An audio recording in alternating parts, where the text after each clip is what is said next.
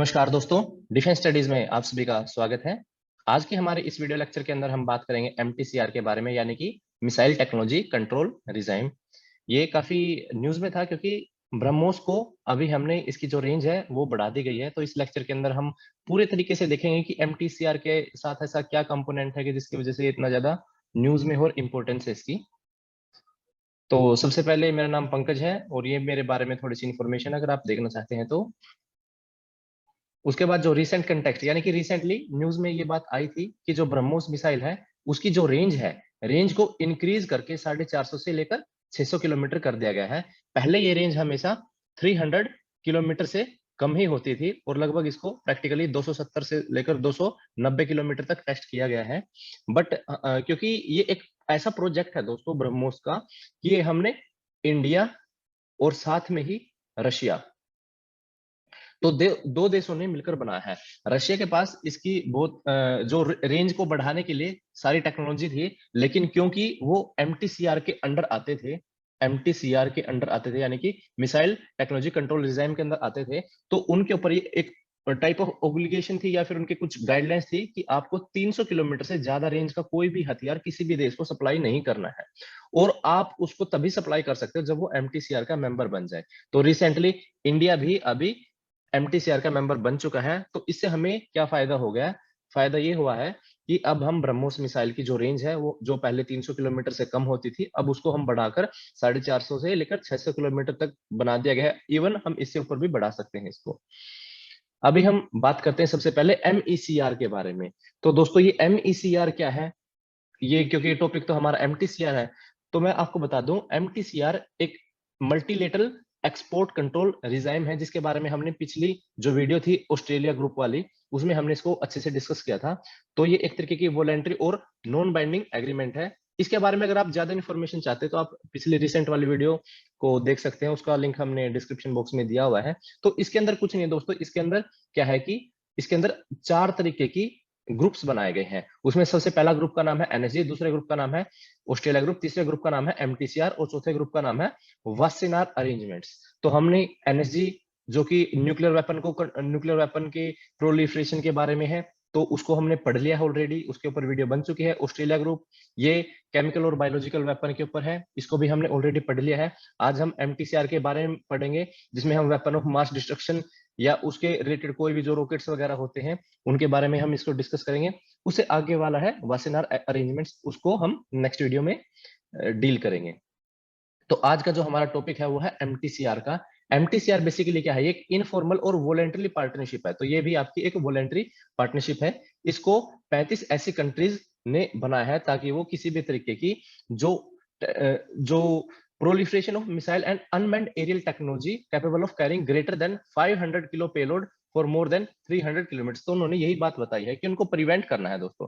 Prevent क्या करना है कि कोई भी ऐसी मिसाइल या कोई भी ऐसा अनमैन्ड एरियल व्हीकल, जिसको हम ड्रोन्स भी बोल सकते हैं, उसको ज्यादा से ज्यादा आप 500 किलो तक करवा सकते हैं। अगर आपको 500 किलो से ज्यादा करवाना है और उसकी जो रेंज है वो 300 किलोमीटर से ज्यादा हो, तो आपको उसके लिए एमटीसीआर पक्का ज्वाइन करवाना पड़ेगा, तभी जाके आप उस कंट्री को वो चीज सप्लाई कर सकते हो या खुद बना सकते हो। तो इसमें दोनों ही है, डोमेस्टिक के लिए भी और एक्सपोर्ट के लिए भी। तो क्या कंडीशन लगाई इन्होंने? 500 केजी से अगर ज्यादा करना है और 300 किलोमीटर से ज्यादा रेंज हो, तो पेलोड और रेंज दोनों ही यहाँ पर आ गए हैं। तो या तो इनके लिए खुद बनाना हो या किसी भी दूसरी कंट्री को एक्सपोर्ट करना हो, दोनों चीजों के लिए ये कंडीशन मस्ट है। दूसरी लाइन में हम पढ़ लेते हैं, the members are thus prohibited from supplying such missiles and UAVs systems that are controlled by the MTCR to non member countries. तो नॉन मेंबर कंट्रीज को देने के लिए इन्होंने बताया है।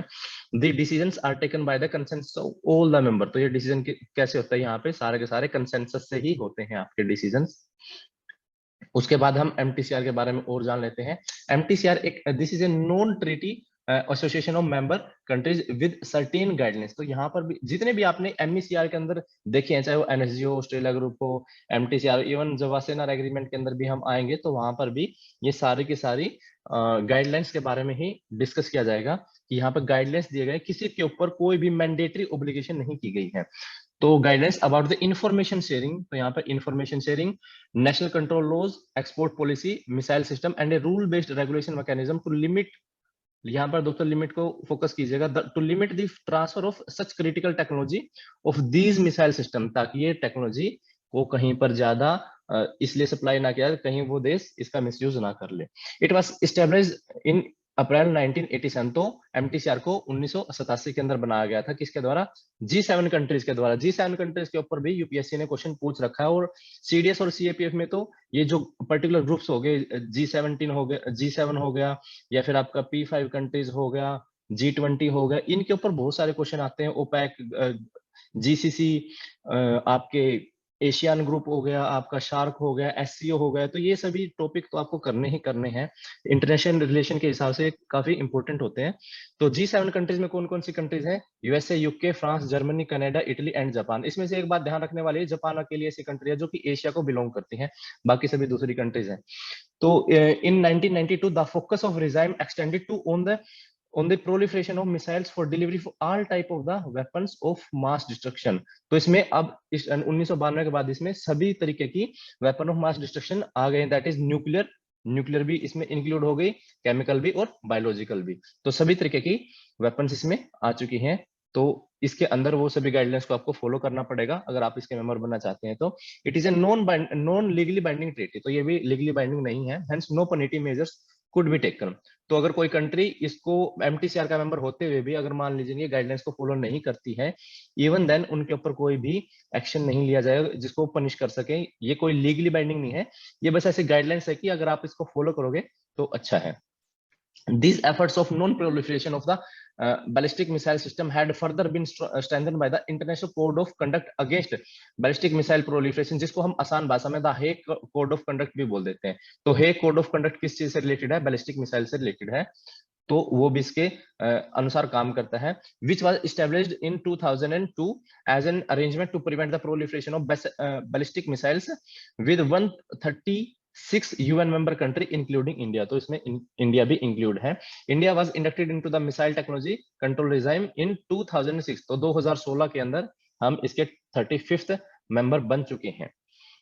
आगे क्या कह रहे हैं कि India was joined MTCR as a full member, तो हमने फुल मेंबर के तरीके से ज्वाइन कर लिया है, and also agree to join the Hague code of conduct, यानी बैलिस्टिक मिसाइल वाला भी हमने ज्वाइन कर लिया है, which bolstered its position to responsible nuclear state and strengthen its case for the membership of the NSG यानी nuclear supplies group. तो इसके साथ ही हमने अपनी जो पोजीशन है उसको स्ट्रेंथन कर लिया है कि हम अब एक न्यूक्लियर रिस्पॉन्सिबल स्टेट बन गए हैं। हम न्यूक्लियर जो हमारे पास टेक्नोलॉजी है उसका हम पीसफुल पर्पज के लिए यूज करेंगे, क्लीन एनर्जी के लिए उसका यूज करेंगे, कोई भी अनवांटेड एडवेंचर उससे हम नहीं करेंगे, किसी देश के ऊपर पहले हमला नहीं करेंगे। तो इस टाइप की जो हमने खुद के लिए एक वॉलेंट्री तरीके से हमने गाइडलाइंस भी तैयार कर रखी हैं।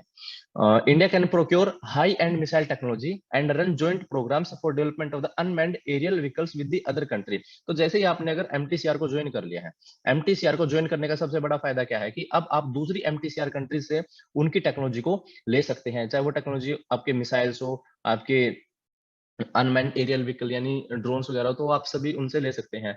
उसका सबसे बेस्ट एग्जांपल क्या है कि procurement of theatre missile interceptor arrow 2, यानी ये हम इजराइल से ले रहे हैं missile drones like Avenger from the USA, तो हम ये उनसे ले सकते हैं।